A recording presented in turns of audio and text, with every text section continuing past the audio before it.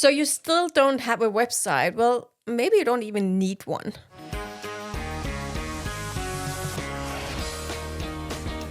Today's episode, we're going to discuss social media platforms versus websites versus landing pages. What, when, how, what are we going to do? Yeah, and if it confuses anybody, it's marketing, and we're going to talk about lead generation. Yeah. I like this topic because it's not just very, very important. Yeah. And I wouldn't say that it's like, here's the 2026 thing, because social media have taken over for a long time, but there are still so many people being behind and think like traditionally. Like, I don't want to make any comparisons, but when we go to the US, they still do billboards next to the highway, which is super 1950s or 60s. I wasn't alive, so I don't know. But there are modern ways of generating traffic and attention that doesn't require you to do stupid things. So let's talk about smart stuff. I remember this because when we started the coaching business 6 years ago, I think the first thing I did was to hire someone to build my website. Yeah. And I see this is being done especially for people who are going into the online space. They might have an offline business, and as soon as they're going into the online space, they come in with this old school mindset where you always come with a website, because that's very traditional marketing. You need to have a website so people can see what you do and understand what you do. And I think it's so hard for most coaches who are going into the online space to comprehend that that website is maybe not the most critical part of the business anymore. It's not helping them. That's what we're going to discuss. I believe a big myth is that people believe, but I need to have the website because that is where people can trust me, because they believe they look professional. Yeah. And I believe it's more of an ego thing. Yeah, or just pure, like, I'm getting started and everyone knows it. Like, every business that you know of have a webpage to go and visit. Yeah. So it's not weird that people think you need it. I remember what it was like for me when I started my first business 19 years ago. I started it because I wanted to present myself as someone who had a business.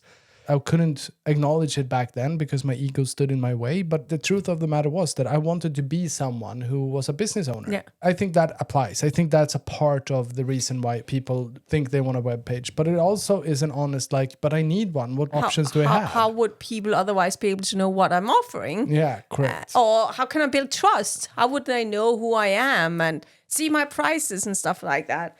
And I think there's another myth coming in that social media is to grab attention, but the landing page or the website is for trust. It's for conversion. So I think these are some other things we need to break down and take a look at. Because it's also about what stage you're in your business, starting up your business. And truth be told, we are now 6 million plus years in revenue and 6 years into this business, and we still don't have a website. We do, but we're working with landing pages and we don't have a published official website to go to. Like, would it make sense for us to make one? Well, arguably, yeah, but is it the right next thing for us? Is it where we can see the most leverage if we invest our time and money? Yeah. No, it isn't. So we haven't got into it. It makes sense. Yeah. We're running a podcast. We have a lot of people that comes by us that doesn't know who we are. Yeah. That wants to be able to search for us. They will find our social medias. But so all of those reasons exist, but still not a moneymaker for us. No.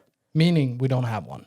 There is nothing to rush in terms of creating a web page. I think it's so easy to get stuck in, but I need to have this website. But the real question is, what is the problem you're trying to solve? Yeah. What is it that you're trying to solve? And if the problem is, but people need to know who I am, people need to trust me and know what I do, well, then there's a better place, because it's not about where you show, it's about where's the traffic. It's about having eyeballs on those informations about you. And there's just a way smarter way until you really need it. And that is your social media. Yeah. It doesn't really matter what social media account you're working on, especially if you work on LinkedIn, Instagram, YouTube, or Facebook. Those can all be branded and those can all be used to the same thing. Each platform has an opportunity to brand you, build your trust, show your trust, and have people trusting you. Grab leads, get lead generation, and connection with the audience. And that is the biggest difference. And what it really is, it's the foundation of marketing. It's the foundation of marketing, yeah. Because I learned a lesson. You know the electric generators that you put in a stream of water and then there's a big wheel and it goes around. Do you know what it's called in English? It spins based on the current of the water and it generates electricity. And the reason why it works is because the thought of where it's placed. Because if you put it above water or out of water, or if you put it in a lake that stood still, no electricity. So that was one of the first kind of insights that I got into marketing. And this was maybe 20 years ago when I started to understand that, okay, we need to look for where is the opportunity and then make sure that we do an impact there. So if you create a website over here, it's just as problematic as you painting your offer on a billboard and putting it next to your bed because like, nice, it looks good, you know, and maybe it does. But the problem is people aren't seeing it just because it exists above your bed. It's the same thing with a web page. If you create a web page, guess what you have to do? You need to go to where the people are, and then you need to drive people away from where they are to your web page. Yeah, because otherwise it doesn't matter. And that's what so many people have been trying to do with free communities on school, for example. Why is school so big? It's because it's run by a master of marketing, a marketing master. That's why it creates an audience and why people run there. But here's where people go wrong. People believe that if I have a school thingy, it looks professional, I can upload trainings and I can create community. Yeah, but you still got to move people from where they are into a platform where they then need to revisit again tomorrow in order for you to have that community existent. It's not going to happen. If they already hang out on Facebook, what's 1,000 times better than a school platform is a Facebook group. Because they are going to log into Facebook tomorrow again, because that's conditioned in their behavior already. And it's the same thing with a web page. Yeah. So I'm going to stop preaching for... No, but it's much easier to adapt to people's patterns than trying to teach them new patterns. If you're not a huge business with a load pockets full of money, don't try. It's not worth it. So if we look into different things we want to solve, first of all, your branding, and having people to trust you. You can do that on every social media. And down below, we'll put up a profile audit, custom GPT, where you can literally go in, copy paste, just take a picture of the social media platform and put it in, and it will tell you how good your profile is set up for creating trust, for getting leads and everything like that, because your profile can do that. Take that one. It's for free down below. While we're having this conversation, I mean, if you want, you can pause this video and think about it for 10 seconds. But why do you want to have a web page if you do? Or why do you want your social media to look a certain way if you want to do? Well, like, what is the purpose? Yeah. Because let's face it, in order to build a business, you need to influence people enough so that they want to buy from you. And the foundation is that is build, know, like, and trust. So that's basic. So once we're looking into, okay, so how do I create know, like, and trust? Then look for, is what you're about to do or what you're planning to do or already doing, is that creating know, like, and trust? Or is it showing a very nice side of you that is going to turn into, if people saw it's going to turn into the McDonald's burger when they market the best side of their burger and then they present it to you in this restaurant and you get a half stomped on sandwich? It's important to reflect, to just have, why are you doing what you're doing? Is it because you literally want people to see what they need to see in order to know, like, and trust you? Or is it what you believe you need to prove to them so that you can convince them to know, like, and trust you? Very different thing. What is the biggest thing you want to do? It's lead generation. Yeah.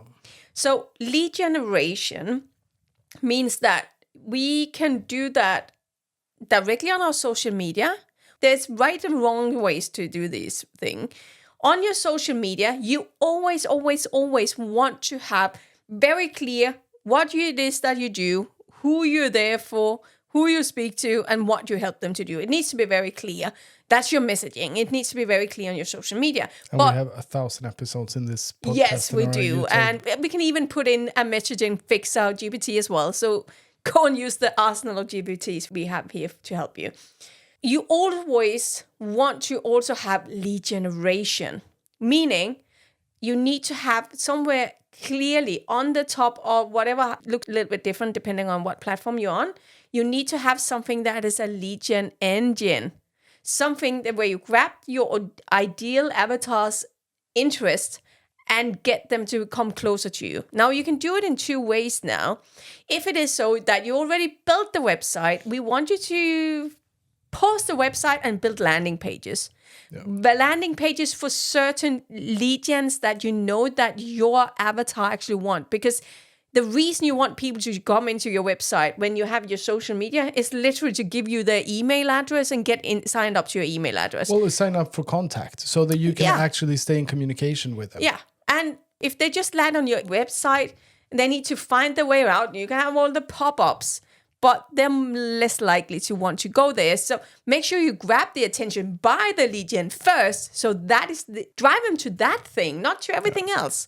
Yeah. Because as long as you give them different options, you also give them a way to get lost. Yeah. If you do not have a website, of course, you just have communication and social media instead. But that's why you have the landing page. It's for getting people into your email list. Honestly, even if you have a web page, even if you can build landing pages, the other way might be more effective for you still. And it's literally to ask for engagement. Yeah. So I've created this thing. Would you like it? Throw me and then a keyword below in the comments. And then they might say 97, I want that thing. 97 commented below. Then what happens is that they have said, hey, I want this thing. I want you to contact me. That's what it means. Yeah. Because the only way for you to give it to them then is to start a dialogue through the DMs. And in the DMs then say, hey, is it cool if I send it here? Yeah. And they're like, yeah. Yeah. And then you send it and they're like, awesome. Yeah. And the episode isn't about this, but it's important that you understand that a lead generation is not the intention for you is not to give the lead gen. It's to build a relationship with people who find that kind of lead gen interesting. So the moment you've sent the lead gen, you start a conversation. Yeah. Which also means that it's way smarter not to have your landing page directly linked, but have them comment something. So you could, every time there's a way where they need to click on a link to go somewhere, there's a risk that you lose them on the way. 100%. You want the fastest way to get into a dialogue. Yeah, it's the path of least resistance. And it's not 100%. It's not the path of least resistance for you. It's the path of least resistance for the person visiting your thing. Yeah. So we want to make sure that none of the complexity lands on the end of the receiver. Yeah. If it's complex to date you, then I promise you're never going to get a girlfriend. I'm speaking to the 15-year-old me. High five. It depends who you are. Well, it depends on the girl, it depends on the boy, or the boy, girl, or whatever you're into. Which is the same. It depends on your authority, the level of authority, and the level of how much they want the thing you want. Absolutely. If George Clooney went out on social media and said, hey, I'm looking for a date tonight, then he would get a million responses, and it doesn't matter. I don't care about the landing pages. No. So we want the path of less resistance, and we want the path to get in conversation as fast as possible. Yeah. The easiest way to talk to people through DMs. Yeah, 100%. Because the options you have are email, which is not that personal. It's still personal, but it's not that personal. You can call them super personal, too personal. They don't want to talk to you. You can send them an SMS, still a bit invasive. It's a little bit too breaching on their privacy.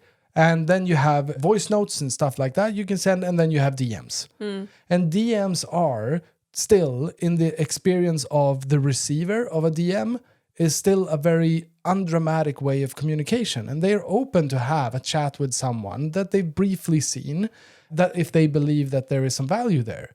Now, there is a difference. There are thousands upon thousands of people who are doing cold DMs, and you can do cold DMs, but you need to know what you're doing. Yeah. In order to just wrap this up and make sure that we make it super, super clear. Path of less resistance for the receiver of what it is, the service that you give in your marketing. Your marketing is supposed to help people, serve people, and support them. And it's so important, because when we say path of less resistance, I would believe that everyone would argue, but less resistance is that they don't need to talk to me. 100%. But there's a higher resistance that they will not get there. You'll lose them. So make the shortest way possible so you're not losing them. Every time you put in a link or a step, there's a risk you lose them on the way. The resistance that they're going to experience isn't conscious. Like, it isn't something that they are contemplating.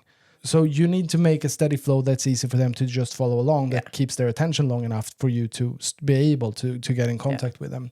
So to wrap this up, step number 1, your social media setup, profile setup, that will win every time. It's also dynamic. Step 2, landing pages, and only step 3 when you need it, a website. Yeah. Super good. Social media, landing pages, websites, in that order. Yeah. Super good. If you want our help to figure out your profile, then use the GPT. Test it. You also have the Messenger GPT. You're going to love them. It's going to process it for you and give you tons of valuable feedback so that you can make money faster and be better for people. So you have nothing to lose. And if you love this episode, don't forget to like and subscribe, and we'll see you in another episode.